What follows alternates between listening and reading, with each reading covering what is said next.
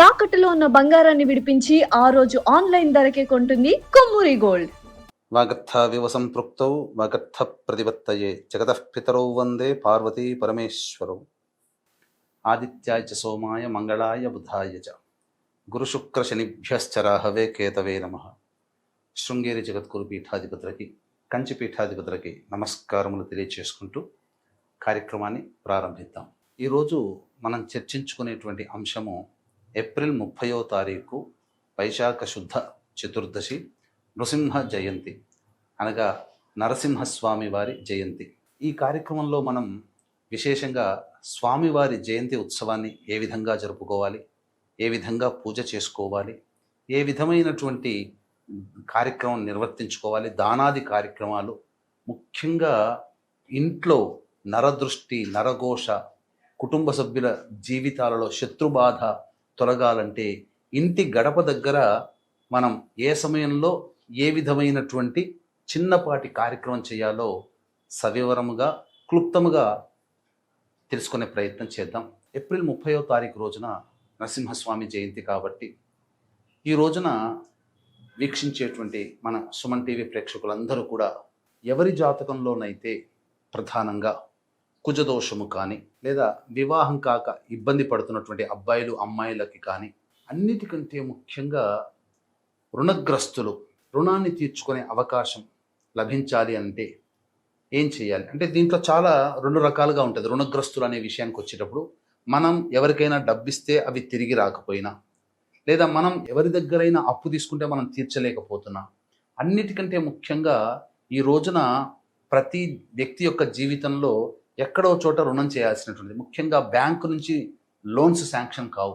అది housing loan కావచ్చు, personal loan కావచ్చు, వెహికల్ లోన్ కావచ్చు, ఏదైనా కానీ అటువంటిది దైవానుగ్రహం పొంది మనకు అతి త్వరగా మనకు రావాలి అనుకున్నప్పుడు ఈ రోజున చేయబోయేటువంటి చిన్న చిన్న పరిహారాల గురించి తెలియజేసుకుందాం. ముందుగా వీక్షించేటువంటి ప్రేక్షకులు ఈ రోజున లక్ష్మీ నరసింహస్వామి వారి చిత్రపటానికి కానీ, లేదా స్వామివారి విగ్రహానికైనా, ఇవేవీ లేకపోతే విష్ణు లక్ష్మీ సమేతుడైనటువంటి విష్ణు చిత్రపటానికైనా కానీ, విష్ణు విగ్రహానికైనా కానీ చక్కగా తులసీమాల వేసి ఆ స్వామికి పంచోపచార విధానంగానైనా, షోడశోపచార విధానంగానైనా పూజ జరిపి, లక్ష్మీ నృసింహస్వామి అష్టోత్తరంతో కానీ, విష్ణు అష్టోత్తరంతో కానీ అర్చన చేసి ధూపదీప నైవేద్యంలో భాగంగా ఈ రోజున వడపప్పు, పానకము, చలివిడి, ఇవి 3 స్వామివారికి నివేదన చేయాలి.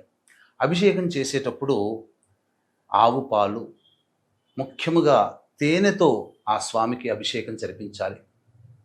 జరిపించిన తరువాత ఈ విధంగా నైవేద్యాలు పెట్టి చెప్పిన విధంగా దానాది కార్యక్రమాలు చేయాలి. దానాది కార్యక్రమాలలో భాగంగా ఉదక కుంభదానము, మట్టి కుండలోనైనా కానీ, లేదా రాగి చెంబులోనైనా కానీ నీటిని, విసనకర్ర, గొడుగు, చెప్పులు, మిఠాయిలు మరియు చల్లటి కద్దరు వస్త్రం, ఇవి బ్రాహ్మడికైనా దానం చేయొచ్చు, లేదా అవసరం ఉన్నటువంటి ఎవరికైనా అభ్యాగతులకి, అనాథలకైనా కానీ దానము చేయవచ్చు. ఇక తదనంతరం ఈ రోజున విశేషంగా చేయవలసినటువంటి దానములలో నీటి దానం చాలా గొప్పదిగా చెప్పబడి ఉంది. మరియు ఈ విధంగా అన్నదానం కూడా చాలా చేసినట్లయితే ఎంతో గొప్ప పుణ్యం మనకు కలుగుతుంది. అన్నిటికంటే ఇంకా విశేషంగా మన ఇంటి దగ్గరైనా కానీ, ఎక్కడైనా కానీ చలివేంద్రము ఏర్పాటు చేసి దాహార్తితో ఇబ్బంది పడుతున్నటువంటి బాటసారులకి, ఎవరికైనా వచ్చే పోయే వాళ్ళకి మజ్జిగ నీరైనా లేదా మంచినీళ్ళైనా కానీ దానం చేయొచ్చు. లేదా ఒక 500 రూపాయలు మనం పెట్టుకుంటే, లేదా ఒక 100 రూపాయలు పెట్టుకుంటే 20 వాటర్ బాటిల్స్ వస్తాయి. 500 పెడితే 100 వస్తాయి. ఎవరికైనా కానీ ఆ వాటర్ బాటిల్స్ని కాలానుగుణంగా వాటర్ బాటిల్స్ని దానం చేయవచ్చు, తప్పులేదు. ఇక ప్రధానంగా ఈ రోజున స్వామివారికి నెమలి పింఛము కనుక స్వామివారికి సమర్పిస్తే కాలసర్పదోషాలు తొలగిపోతాయి. అనారోగ్య సమస్యలతో బాధపడేటువంటి వాళ్ళు వెండి బిళ్ళ స్వామివారికి సమర్పించండి. అంతేకాకుండా ముఖ్యంగా ఈ సంబంధించినటువంటి రుణగ్రస్తులైనటువంటి వాళ్ళు ఈ రోజున లక్ష్మీ నృసింహ కరావలంబ స్తోత్రాన్ని 108 సార్లు పారాయణం చేయండి. అలాగే కుజదోషంతో బాధపడుతున్న వాళ్ళైనా, వివాహం కాక ఇబ్బంది పడుతున్నటువంటి అమ్మాయిలకి అబ్బాయిలకైనా కానీ, ఈ రోజున లక్ష్మీ నరసింహస్వామి వారి అభిషేకము, అష్టోత్తర పూజా విధానం అంతా చేసిన తర్వాత ఆ స్వామి వారికి కళ్యాణం జరిపించండి. తప్పకుండా మీ మనోరథం నెరవేరుతుంది అని చెప్పడంలో ఏమాత్రం సందేహం లేదు. అలాగే ముఖ్యంగా లక్ష్మీ నరసింహస్వామి వారికి సంబంధించినటువంటి గడప పూజ గురించి మనం చెప్పుకున్నాం కదా, అది కూడా తెలియజేసుకుందాం. వీక్షించేటువంటి ప్రేక్షకులకి ప్రధానంగా మే 1వ తారీఖు రోజున వైశాఖ పౌర్ణమి. ఈ సందర్భంగా మీ జాతకరీత్యా కలుగు విద్య, వివాహ, ఉద్యోగ, దాంపత్య, అనారోగ్య సమస్యల నివారణకి, అలాగే శత్రుబాధ, నరఘోష, నరదృష్టి, కోర్టు సమస్యలు, వీసా ప్రాబ్లమ్స్తో బాధపడుతున్నటువంటి వాళ్ళు, ముఖ్యంగా మేష, మిథున, కర్కాటక, సింహ, కన్య, వృశ్చిక, ధనుస్సు, కుంభ, మీన రాశుల్లో జన్మించిన వారికి శనిదోష నివారణకై శనిదోష నివారణ పూజలు, హోమాలు, సర్వదోష నివారణ కార్యక్రమంలో భాగంగా జరిపించి శక్తిపాతము చేసినటువంటి కరుంగలి మాలని మీకు ఇవ్వడం జరుగుతుంది. ఈ కార్యక్రమంలో గోత్రనామాదులు నమోదు చేసుకోదలిచినటువంటి భక్తులు మే 1వ తారీఖు సాయంకాలం 5 గంటల లోపల నమోదు చేసుకోండి. సాయంకాలం 6 గంటలకి కార్యక్రమం ప్రారంభమవుతుంది. ఇక చెడుపై విజయాన్ని సాధించినటువంటి మంచి గుర్తింపుగా, అలాగే పాపాన్ని అణగదొక్కి విజయం సాధించిన గుర్తుగా, అన్నిటికంటే ముఖ్యంగా ఈ యొక్క భూభారాన్ని తగ్గించే భాగంలో సాక్షాత్తు అయోనిజ అవతార రూపమైనటువంటి విష్ణు అవతారము ప్రముఖంగా చెప్పేటువంటిది ఈ యొక్క నరసింహస్వామి వారి జయంతి. హిరణ్యకశిపుని సంహారార్థమై ప్రహ్లాదుని అభ్యర్థన మేరకు కాలం కాని కాలం, సమయం కాని సమయం, నింగి నేల కాని చోట ప్రదోషకాల సమయంలో హిరణ్యకశిపుణ్ణి తన యొక్క గ్రోళ్లతో సంహరించడం జరిగింది. ఆ సమయం ప్రదోషకాలం, సంధ్యా సమయం. ఈ సంవత్సరం సంధ్యా సమయం 4:17 నుంచి ప్రారంభమై 6:56 వరకు ఉంటుంది. కాబట్టి ఈ రోజున విధిగా స్తంభ పూజ, మన ఇంట్లోనైనా కానీ ఒక చిన్నపాటి కట్టె ముక్కతోనైనా కానీ, కలప ముక్కతోనైనా కానీ ఒక స్తంభాన్ని ఏర్పాటు చేసి ఆ స్తంభానికి చక్కగా దారము అనగా పసుపు కుంకుమతో అద్దినటువంటి దారము, అలాగే పసుపు కొమ్ముని కట్టి ఆ స్తంభానికి లక్ష్మీ నరసింహస్వామి స్వరూపంగా పూజ చేయండి. పొద్దున పూట, సాయంకాలం ఈ చెప్పినటువంటి 4:17 నుంచి సాయంకాలం 6:56 మధ్యకాలంలో ఇంటి సింహద్వారము లేదా వ్యాపార సింహద్వారం ఉంటుంది కదా, ఆ సింహద్వారంకి ఇరువైపులా ఉన్నటువంటి వాటికి చక్కగా పసుపు కుంకుమతో చక్కగా అలంకరించి బొట్లు పెట్టి ఆ గడపకి మాత్రం కుంకుమ తడిపినటువంటి నీటితో ఆ గడపని పూర్తిగా అద్ది కుంకుమతో రంగవల్లులుగా అద్ది, తదనంతరం ఆ గడప దగ్గర కూర్చొని లక్ష్మీ నృసింహ కరావలంబ స్తోత్రాన్ని ఆ 2 గంటల్లో ఎన్నిసార్లైనా మీరు చేయవచ్చు.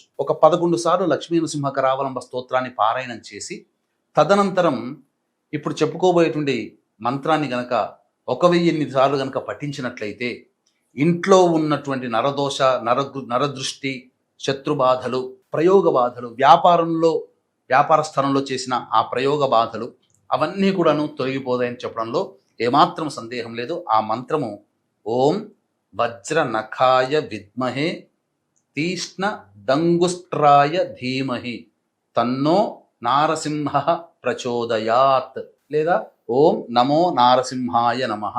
ఈ సింపుల్ నామాలైనా కానీ, మళ్ళీ ఈ యొక్క గాయత్రి, ఈ సంబంధించిన నరసింహ గాయత్రి ఓం వజ్ర నఖాయ విద్మహే తీష్ణ దంగుష్ట్రాయ ధీమహి తన్నో నారసింహ ప్రచోదయాత్, ఈ యొక్క నరసింహ గాయత్రి మంత్రాన్ని జపించండి. తప్పకుండా మీ ఇంట్లో తిష్ట వేసినటువంటి సమస్త శత్రుబాధలు, పీడితలు, ప్రయోగ బాధలు పూర్తిగా తొలగిపోతాయి. అవకాశం ఉంటే ఈరోజు ఉపవాస నియమాన్ని పాటించండి. పండ్లు, పాలు పదార్థాలు తినవచ్చు.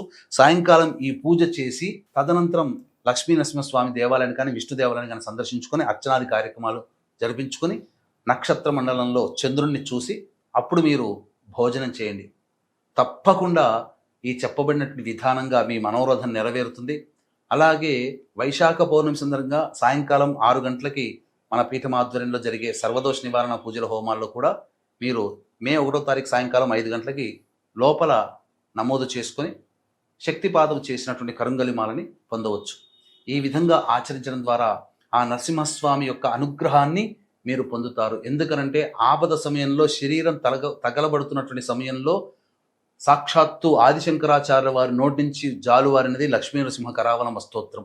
అలాగే కాపాలికుడు ఆ స్వామిని సంహరిస్తుంటే పద్మాచార్యుల వారు వచ్చి ఒక్క ఉదుటిన నరసింహస్వామి ఆవేశితుడై ఆ కాపాలికుని ఒక్క దెబ్బతో సంహరించడం జరిగింది. కాబట్టి శత్రుబాధని తొలగించే ఏకైక మార్గం ఈ యొక్క లక్ష్మీ నరసింహస్వామి వారి జన్మదిన సందర్భంగా ఏప్రిల్ 30వ తారీఖు రోజున చెప్పినటువంటి పూర్తి పూజా విధానం అందరూ ఆచరించి ఆ నరసింహస్వామి వారి యొక్క అనుగ్రహాన్ని పొందుతారని ప్రార్థిస్తూ సర్వం శ్రీ ఉమామహేశ్వర పరబ్రహ్మార్పణమస్తు.